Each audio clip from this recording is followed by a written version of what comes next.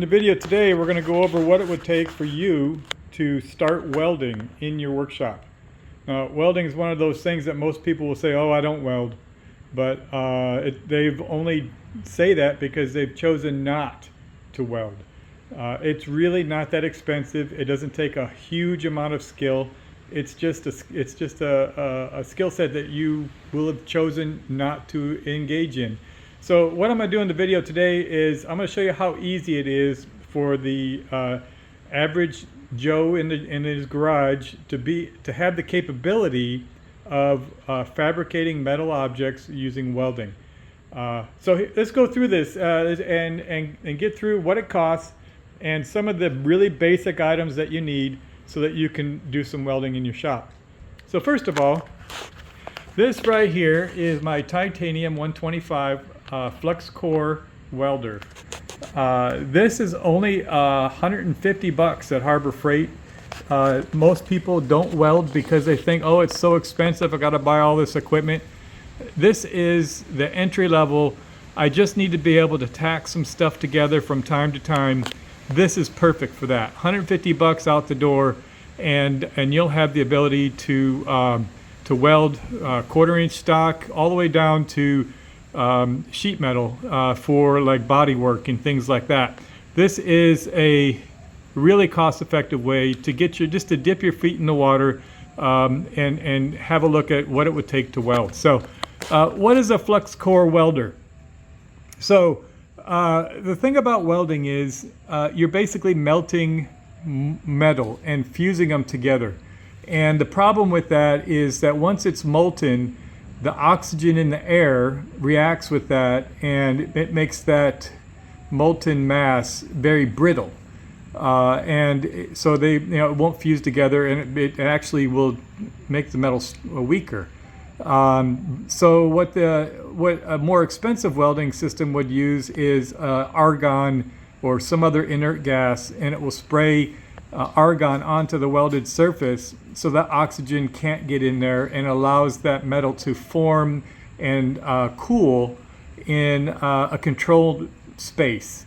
With the Fluxcore, there's a material on the inside of the wire feed that when you're welding, it burns off, and it creates a gaseous pocket while you're welding that prevents the oxygen from oxidizing that metal while it's forming. And so you don't have to worry about gas cans or argon or buying gas or maintaining expensive equipment when you're using the Fluxcore. There's some disadvantages to the Fluxcore in that there's a lot of splatter. It's a messy weld. You really can't get really deep penetrating welds, so you're limited to the thickness of the material that you can deal with.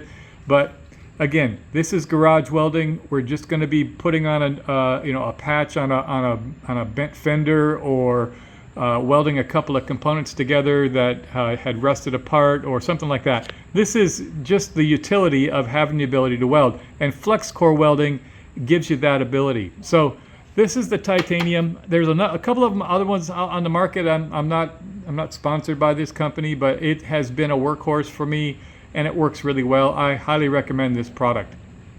So what do you need to use this?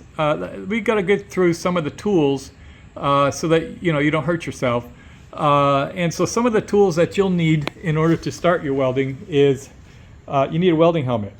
So this Monster Master welding helmet has a sort of a light pickup here, so it has a battery on the inside. You can see there's a battery inside there, and what this does is it's an auto darkening welding helmet. One of the biggest problems with welding, and the skill that's needed with welding, is to be able to know where your point is when it actually starts welding.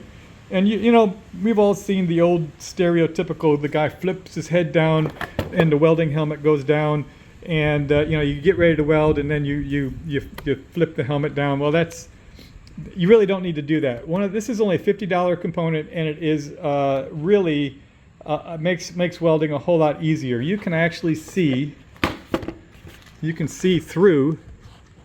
You can see the the helmet there, but watch what happens when I put it up in the sunlight. See how it instantly gets dark? It recognizes it recognizes the difference in heat or in brightness, and it instantly turns itself dark. There's a couple of controls in there where you can control how dark it is and how sensitive it is. I make it as dark as it can be and as sensitive as it can be. I don't I don't need it to be anything different than that. But this doesn't take batteries. It's solar powered, and it has a little lithium battery right there that gives it the battery that it needs while you're running it. On days when I'm going to use this, I always put it out in the sunlight just to get the battery charged up, just so I know that it's ready to go on the first spark. But definitely, this is again a brand I'm not sponsored or anything, but it is a really great product, and I recommend it. It makes welding a whole lot easier, so you don't have to keep flipping your helmet down, and you can actually watch as the wire feed makes contact, so that you can know exactly where you're going to weld. It makes it so it's a lot more precise. So the next thing that you'll need is a good pair of welding gloves. These are something that you shouldn't skimp on. I bought these at Home Depot. I don't know how much they were, but you know, here I've only spent $200 and I got a welder and a welding helmet. The gloves, you need to get a nice long glove, so because the Fluxcore does spatter a bit, and you want to protect your arms and your wrists. And these gloves are really great for that. You can see they've got some miles on them. But get yourself some good welding gloves. Not just like gloves, oh, I'll just wear some gloves. No, go to the store, get some welding gloves. They're insulated on the inside. They have a good leather on the outside, and they can handle the heat really well. So that's a must. You'll need yourself a slag hammer. This little thing is for breaking off. Okay, so I was talking about the rosin core. When you're welding, it creates kind of a shield over it as it dries, and in order for you to check how well your weld came out, you need to be able to knock that shield off. And this gives you a pick on one side and sort of a chiselly face on the other side. It gives you the ability to manage that. This little spring hammer right here is mostly for heat. So, and it also gives you a bit of a spring to it, but it's to mitigate the heat. I don't think this thing ever gets hot, but you know, it's just something that you can limit how much heat that you're dealing with. But you'll need to get one of these hammers. They're really great. Having a good assortment of vice grips is critical.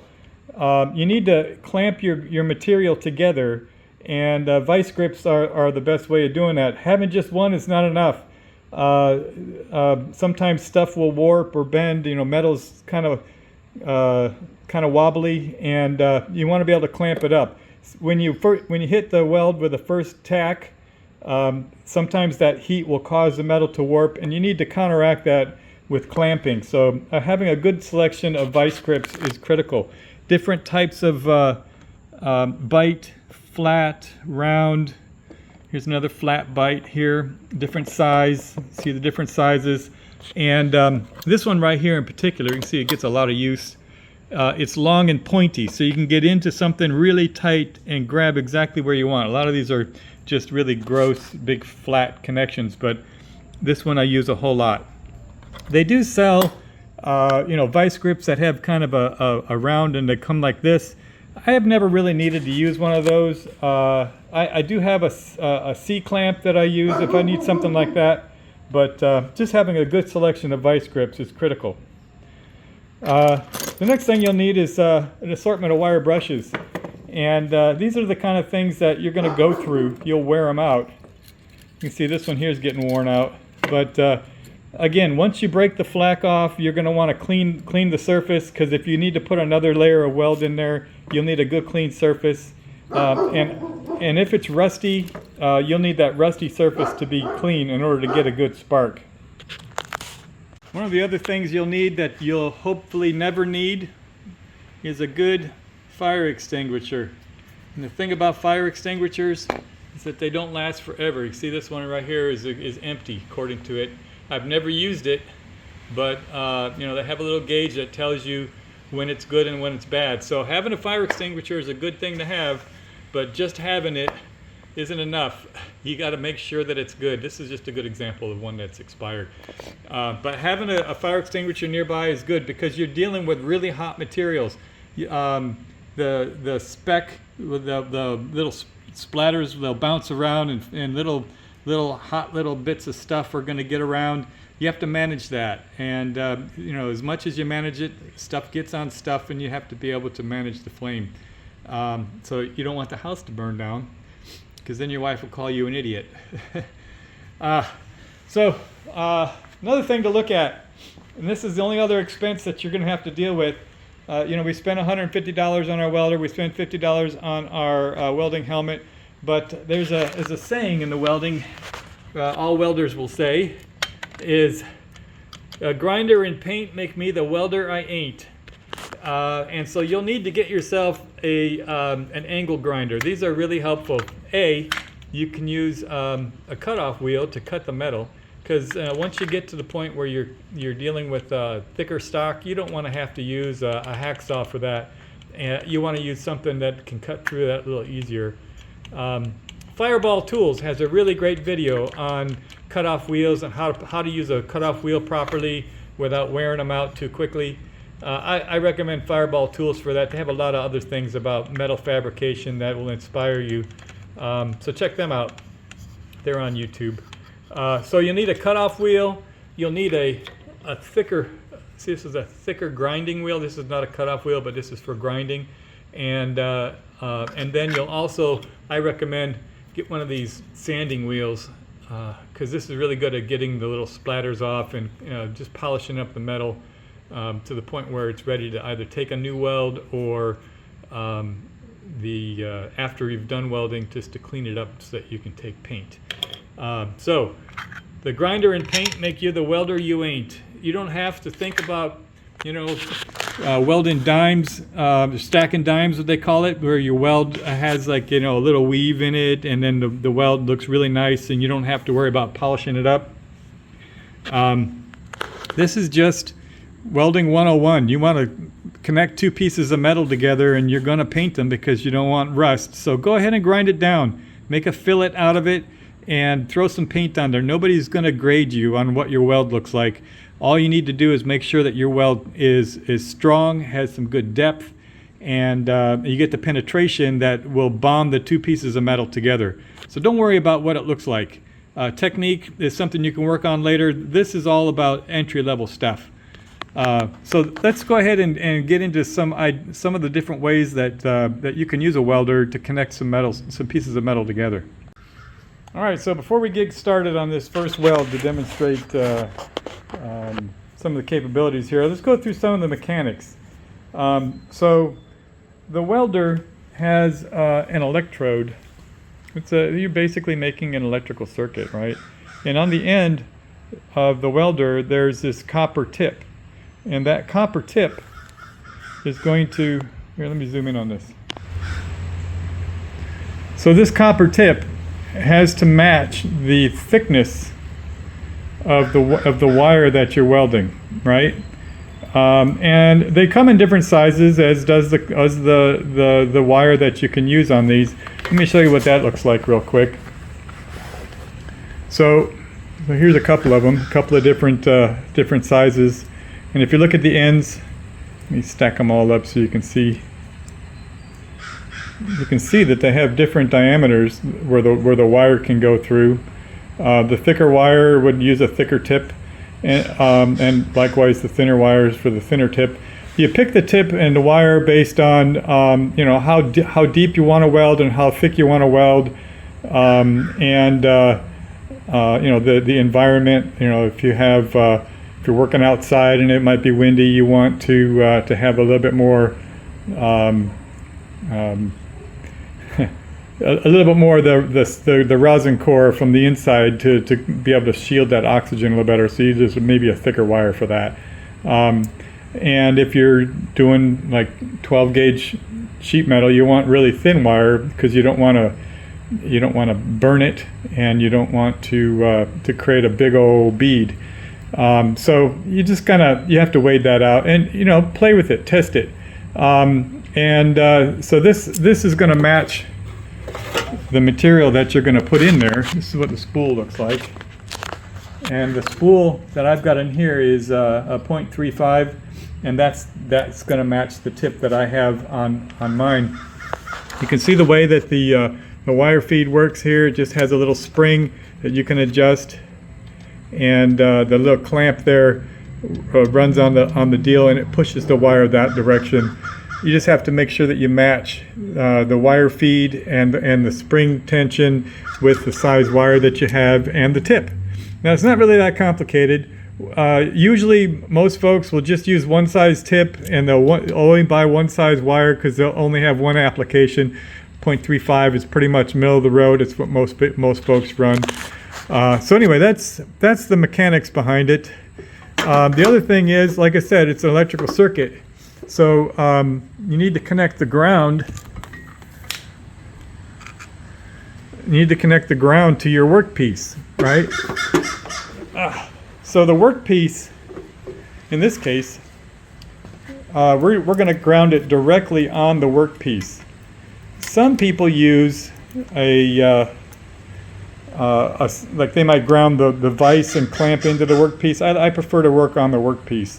But you'll notice here that I made it bare metal. This is a piece of fencing material that has some paint on it, and we're gonna weld over that paint. But you have to expose the bare metal. So this is where we're gonna weld over here, and this is where I'm gonna ground over here. Just to make sure that your ground is in fact going to get on that bare metal. All right, so let's go ahead and do a test weld over here. I'm going to show you how to do a tack weld, so you don't have to clamp it, and then we're just going to throw a quick little fillet on this. All right, so for this demonstration portion here, we're just going to tack on a piece of bar stock. This is from a fence. Very typical kind of thing where you might want to fix the fence in your backyard. This is actually pretty thin metal, so we don't want to burn through it, but we do want to get a good bead. You can see I've cleaned off the edge here and kind of created a chamfer on it. We want to fill that chamfer with weld so that we get a good bond between this and the other piece. This is currently set really low. We want to put it probably in the middle somewhere. The bottom one here, this is the wire feed, and the top one up here is how many amps you're going to push through. It's been my experience that typically you keep these in the same ratio. You very seldom will have a low wire feed and a high amperage. If you're going to have the higher amperage, you're going to want to have a higher wire feed. So it's been my experience. I just kind of keep them together. If I'm doing some really light work, I'll put them both in the bottom, and if I'm doing medium work like I'm doing in this case, I'll put them about in the middle here. And then when I get to some good 1/4-inch stock, I'll crank that sucker all the way up, and we'll get as much of a feed as we can. Now once you start going, if you feel that the wire feed is going too far, it's not hard to just adjust it down. But the amperage is pretty much based on how thick the material is. You don't want to burn it. You don't want to get too hot, but you want to have that penetration. So you'll find a comfortable medium between them. All right, so that's what I'm going to do. Let's go ahead and set this up so we can show you a quick little technique that I like to use. It's just you can hold it with your hand. There's no clamping involved. Just go do a quick tack, and then go back afterwards and fill it with a bead. All right, when I was going through the tools that you need, I kind of breezed over. You'll need a pair of wire dikes. These are really great for managing how long the wire is that's extending. So if it gets too long, then it'll pop and burn, and it'll splatter in the middle before it gets to the actual work material. So you have to kind of manage this. And so if you kind of keep it something like that, then you'll be able to see it. It won't get too close to the tip to to clog it up, and it won't be too long. But sometimes you don't get a good start, and so you just need to be able to trim that and keep it around. So having a good pair of wire dikes like this is really helpful.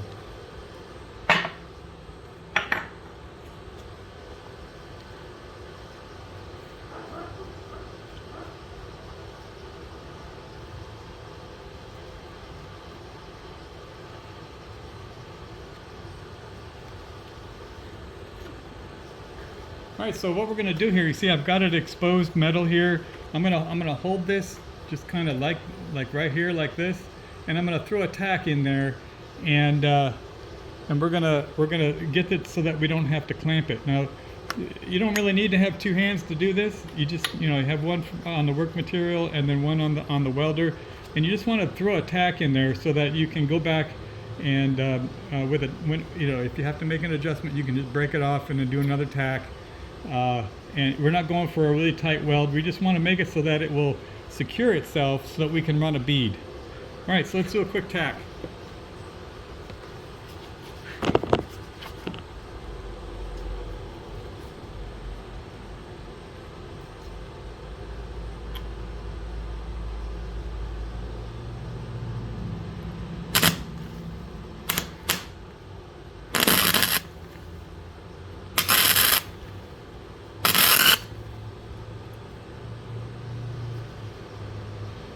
Okay, so you see we got a little tack. It still wiggles. If we wanted to, we can break that off. But now I don't have to clamp it. I can get it around everywhere. I can start running the beads all the way around. I'm going to put another tack on the back side just to make it secure, and then I'll start running some beads.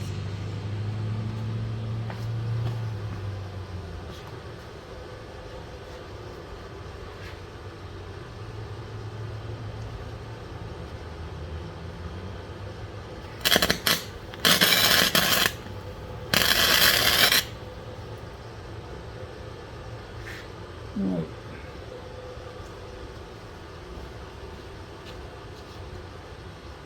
Turn that amperage down just a little bit.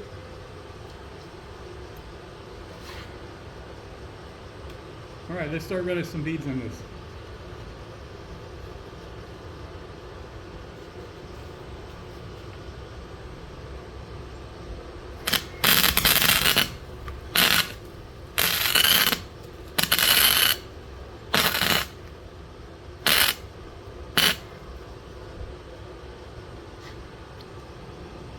You see my wire got too long?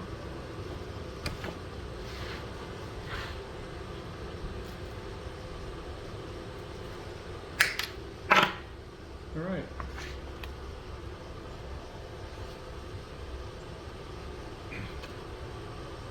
Not completely hideous. Let's run this temperature down just a little bit.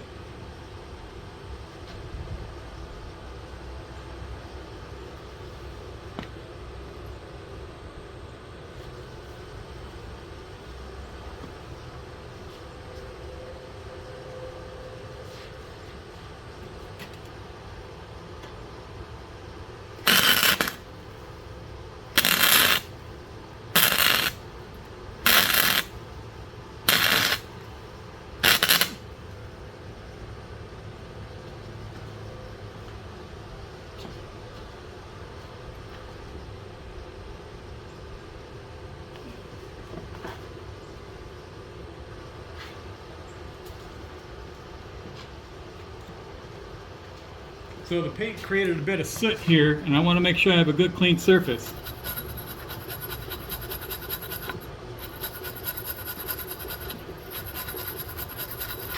Here we go. Now I can actually see better too.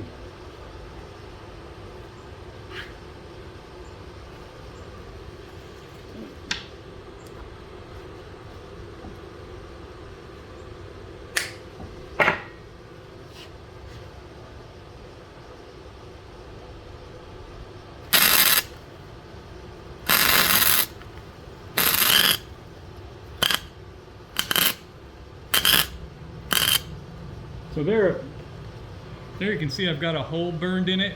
We got too hot. So we're going to just do some tacking to build it back.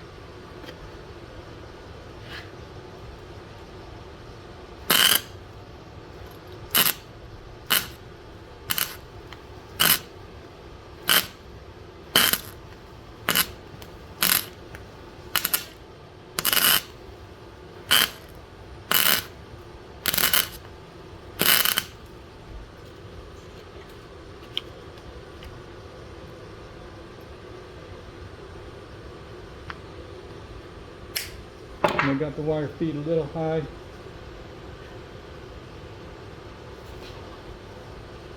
There we go.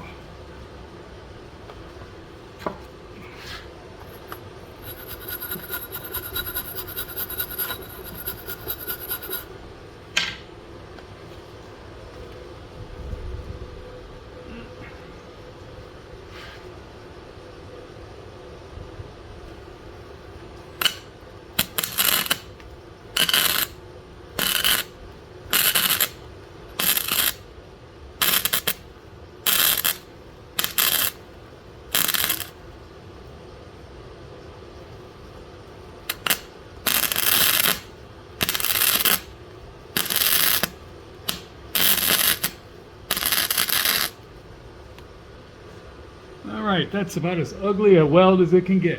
Now, like I said, grinder and paint make me the welder I ain't. So we're going to grind that little knob off, and then we'll paint it, and you'll never know the difference. Alright, let's run a bead through here, right in the middle. See if I can get a better run.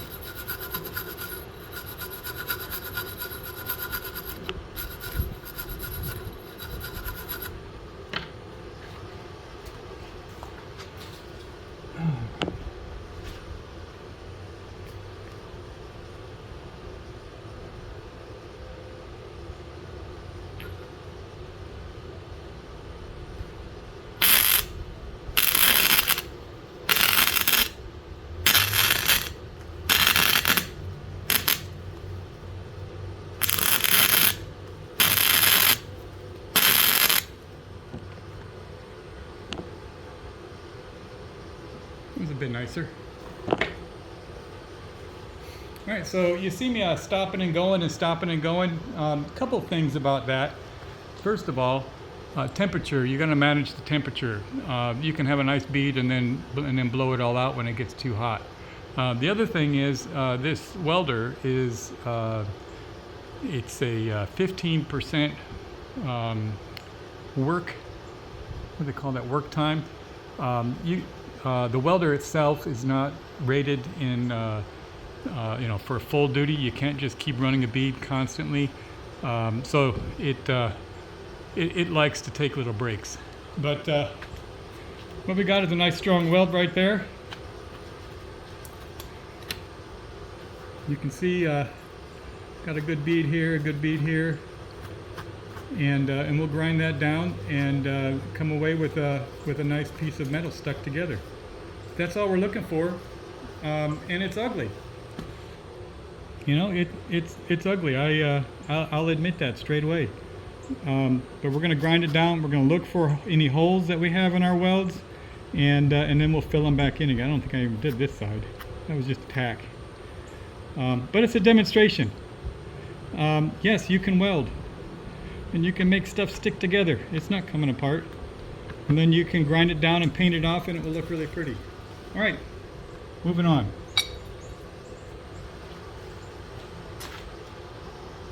All right, this next little technique here I'm going to show you is one that you're more likely to use if you're working on a classic car and you're replacing pieces of the floor pan. This is basically it's a spot weld. And in this case, what you do is you drill a couple of holes in. This is some just 22 gauge metal.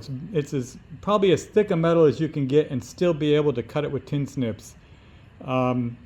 Anything bigger than that, then you probably end up cutting it with a grinder. But this is for demonstration. It's a very thin piece of metal, so heat is really important. And what we've done is we drilled a couple of holes, and we're going to put it on another piece of metal. It's exactly the same thickness. This is also a piece of 22 gauge sheet metal, and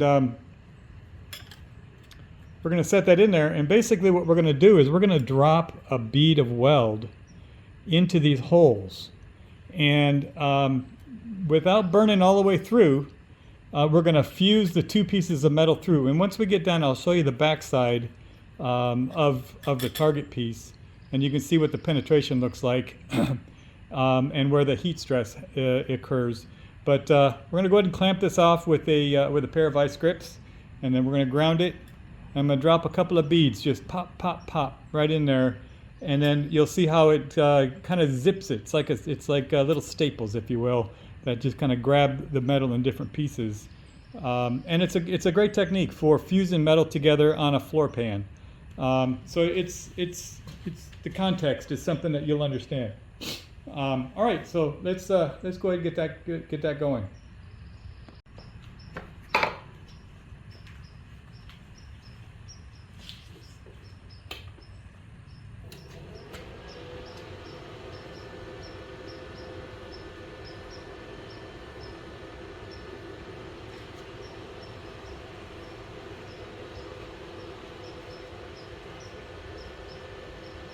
I got the amperage set as low as it will go, and I've got the wire feed really low as well.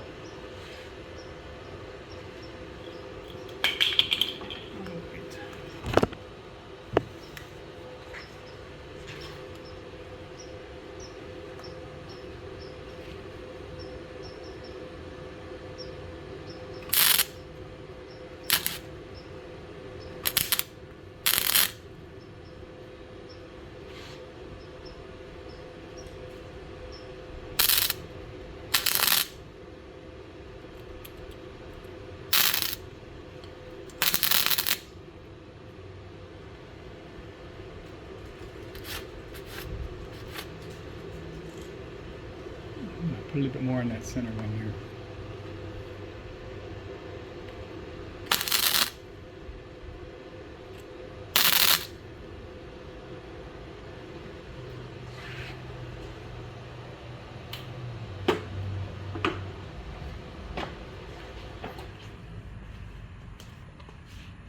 Okay.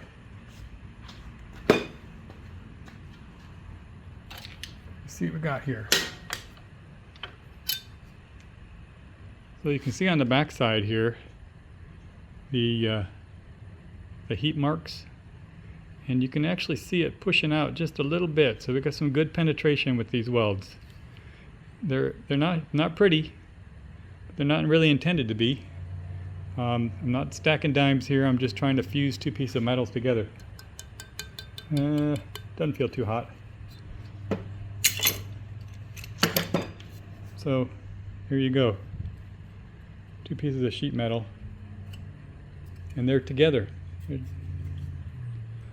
a very really great technique to know, especially if you're just working with some body work, or in this case on floor pans. Didn't take much. You could see just a quick tack is all it really took, and we did get some good penetration, so that's all good. All right, so this is not really intended to be a video that is about welding or an instructional video on welding. The whole purpose behind this is to show you that yes, for under $300, you too can set up a quick little welding capability in your workshop, and you can help to work on your classic car or whatever it is that you're working on. Yes, you too can weld, and it doesn't cost a fortune to do so. And you know what? The important thing is just try new stuff. Get out there and give it a go. And you won't have that much of an investment. Just like anything, though, once you get a flavor for it, you might want to start buying more stuff. And there's a lot of different levels when you can go with welding. And the important thing to notice here is all I did was we're working with ferrous metals. There's no aluminum. Aluminum is a whole nother story. Don't even get me into that. So anyway, I hope this video gave you the empowerment to feel that you can do it too. And if you're interested at all in my vise that I've got here on my engine stand, I got a video on that. I'll go ahead and throw a link at the top. It's kind of over here. You'll see a link to see how I put my vise on my engine stand so that I can drive it around the workshop. So okay, there you go. That's what I got for you on this topic today. If you like this content, make sure you subscribe. I do a video every week. Have a good day.